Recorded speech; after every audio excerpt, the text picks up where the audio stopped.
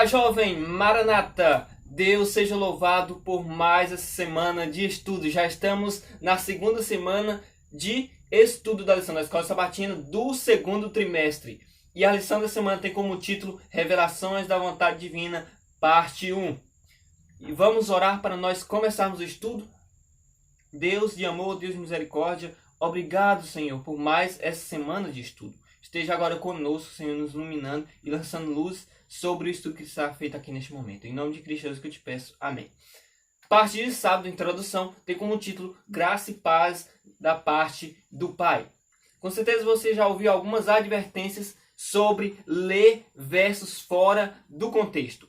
E uma dessa história conta que uma mulher querendo descobrir a vontade de Deus, ela pega a sua Bíblia e abre ela aleatoriamente. E o primeiro verso que ela leu se encontrava em Mateus 27, verso 5, que dizia: Então Judas pegou as moedas de prata e as jogou-as no templo e saiu e se enforcou. Ela, assustada com o que estava lendo, resolveu tentar mais uma vez. E dessa vez ela abriu em Lucas 10, verso 37, que dizia: Jesus lhe disse, vá e faça o mesmo. Ela, mais uma vez assustada, orou a Deus. E ela tenta novamente.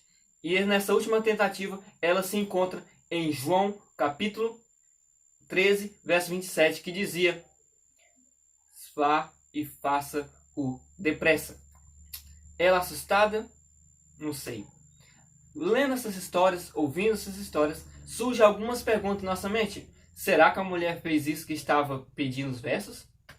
Será que isso é verdade? É uma história verídica? Ou é apenas uma anedota? Uma história ilustrativa? Não sei. Mas as perguntas mais importantes que devem vir à nossa mente é: existe um método correto de estudo da Bíblia, de interpretação das Escrituras, como lê-la e como descobrir a vontade de Deus? E é nessa semana que a gente vai responder essas perguntas. Parte de domingo, os versos chaves da lição da semana se encontram em 1 Reis, capítulo 17, 1 a 9 e capítulo 18, verso 1. O capítulo 17, dos versos 1 a 9 diz assim: Elia, que era de Tisbe, em Gileade, disse ao rei Acabe: Tão certo como vive o Senhor, o Deus de Israel, a quem sirvo, não haverá orvalho nem chuva durante os próximos anos, até que eu ordene. Verso 2. Então o Senhor disse a Elias: Vá para o leste e esconda-se junto ao riacho de Queriate, que fica a leste do rio Jordão. Beba água do riacho e coma o que os corvos lhes trouxerem, pois eu ordenei para levarem alimento a você. Verso 5. Elias fez o que o Senhor ordenou e acampou junto ao riacho de Querite, a leste do Jordão. Os corvos lhe traziam pão e carne de manhã e à tarde, e ele bebia a água do riacho. Depois de algum tempo, porém, o riacho secou, pois não caía chuva em parte alguma na terra. Verso 8. Então o Senhor disse a Elias: Vá, mora em Sarepta, perto da cidade de Sidom.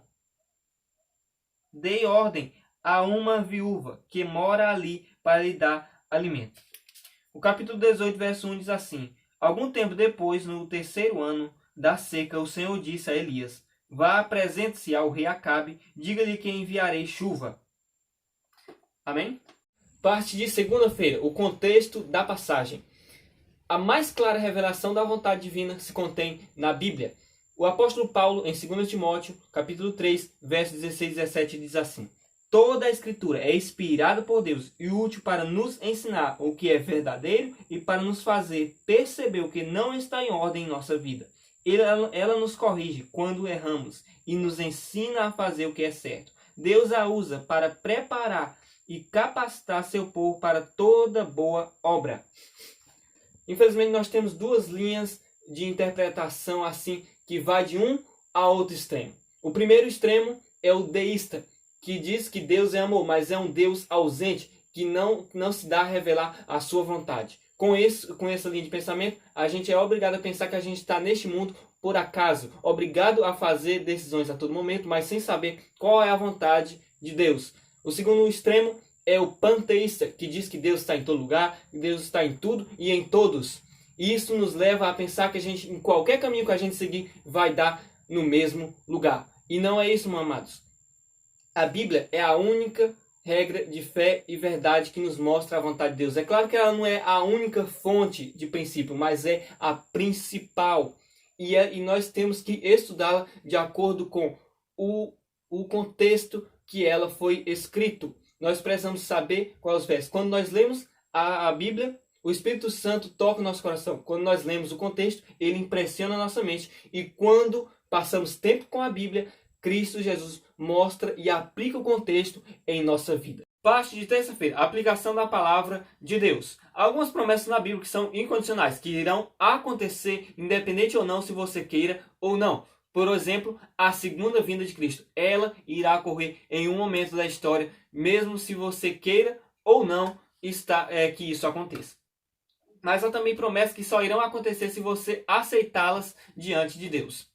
Toda vez que você precisar tomar alguma decisão, ore e estude a palavra de Deus. Procure na Bíblia algo que se assemelhe à situação que você está passando naquele momento. Faça com que seja guiado pelo Espírito de Deus. Tomando, por exemplo, a passagem que nós lemos, que é a passagem-chave dessa semana. Elias nunca fazia nada sem antes pedir a informação da parte de Deus. Ele sempre era guiado por assim diz o Senhor. Apesar de que, infelizmente, ele fez ali um errozinho ali depois de Jezabel ter ameaçado ele de morte, né? Depois que ele matou os profetas de Baal. Mas mesmo assim as escrituras não falam nada sobre a questão que Deus mandou ele fugir. Não, ele tomou as suas próprias atitudes.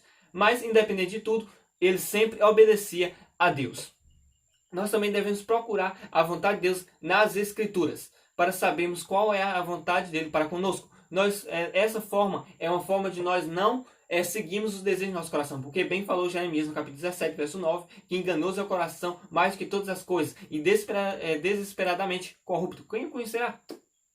Mas algo mais importante do que isso mais importante que saber a vontade de Deus é praticá-la, é vivê-la. Assim como falou Tiago no capítulo 1, verso 22, que se nós apenas ouvirmos ou sabermos e não praticar, estamos apenas nos enganando a nós mesmos. Parte de quarta-feira, eu escolhi 2 versos, um no Velho Testamento e outro no Novo. O que se encontra no Novo está em 2 Crônicas, capítulo 7, verso 14, que é um verso muito conhecido pelo povo adventista, que diz assim: Então, se meu povo, que se chama pelo meu nome, humilhar-se e orar, buscar minha presença e afastar-se de seus maus caminhos, eu os ouvirei dos céus, perdoarei seus pecados e restaurarei a sua terra. O segundo verso está em 2 Timóteo, capítulo 2, verso 14 a 16, que diz o seguinte: Lembre essas coisas a todos e ordene-lhes na presença de Deus, que deixem de brigar por causa de palavras. Essas discussões são inúteis e podem causar grave prejuízo a quem as ouve. Verso 15. Esforce-se para sempre receber a aprovação do Deus a quem você serve. Seja um bom trabalhador que não tem de que se envergonhar e que ensine corretamente a palavra da verdade. Evite conversas tolas e profanas, que só levam a mais comportamentos mundanos.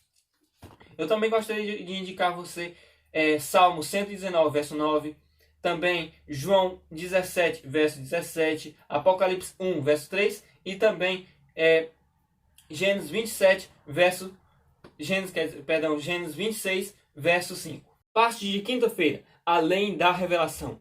Cristo anseia ansiosamente a se revelar a todos os seres humanos caídos aqui neste mundo. Assim como ele fez no passado, ele se revelou a Adão, demonstrando-se como criador de todo o universo. Assim como também ele se revelou ao povo de Israel, querendo habitar no meio deles através de um santuário. Assim como ele se revelou aos profetas como Messias, Salvador. Assim como ele se revelou no tempo dos apóstolos como o Cordeiro de Deus que tira o pecado do mundo quando ele morreu na cruz. Assim como ele apareceu aos apóstolos que deram testemunho da vida, ressurreição e morte dele. Assim como também ele esteve se revelando diante de toda a trajetória cristã como supremo e sumo sacerdote e intercessor nosso diante de Deus, no santuário celestial. Ele também quer nos revelar em todos os momentos da nossa vida, nem que seja uma fraçãozinha de momentos ali na nossa vida, nem que seja algo simples. Ele quer nos revelar. E Ele nos revela através do estudo sistemático da Bíblia. Ele quer nos revelar coisas profundas e ocultas, assim como Ele falou em Jeremias, capítulo 33, verso 3. Por isso busque, porque Ele se revela e mostra a sua revelação, a sua vontade a todos aqueles que o buscam em espírito e em verdade. Parte de sexta-feira, eu quero concluir o resumo dessa semana fazendo uma citação de Ellen G. White, que se encontra no seu livro Grande Conflito, página 598, a página 600. Diz assim: nunca se deve estudar a Bíblia sem oração. Somente o Espírito Santo pode nos fazer sentir a importância do que é fácil assimilar, ou impedir que nos afastemos do sentido das verdades de difícil compreensão. Façamos a súplica do salmista: desvenda os meus olhos para que eu contemple as maravilhas da tua lei. Salmo 119, verso 18. E no último parágrafo ela diz assim: Jesus prometeu aos seus discípulos: o Consolador, o Espírito Santo, a quem o Pai enviará em meu nome. Esse vos ensinará todas as coisas e vos fará lembrar de tudo que eu vos tenho dito. João 14, verso 26. Pois bem, resumindo tudo, respondendo às perguntas da parte de sábado, qual é o método correto de interpretação bíblica? É pedir a orientação do Espírito Santo. Qual é a vontade de Deus? Que eu viva como assim diz o Senhor. Vamos fazer uma oração para concluirmos? Deus de amor, Deus de infinita misericórdia, obrigado por ter nos concedido o teu santo e bom Espírito nesse estudo, nesse resumo dessa semana. Te agradeço por estar conosco, em nome de Cristo Jesus que eu te oro. Amém. Pois bem, meu querido amigo, jovem, que Deus abençoe você. Maranata, eu espero que eu tenha ajudado você aqui um pouquinho, porque aqui foi apenas um resumo superficial. Que Deus o abençoe, que você se aprofunde mais, cada dia mais, e cresça na graça de nosso Senhor Jesus Cristo. Amém. Até logo.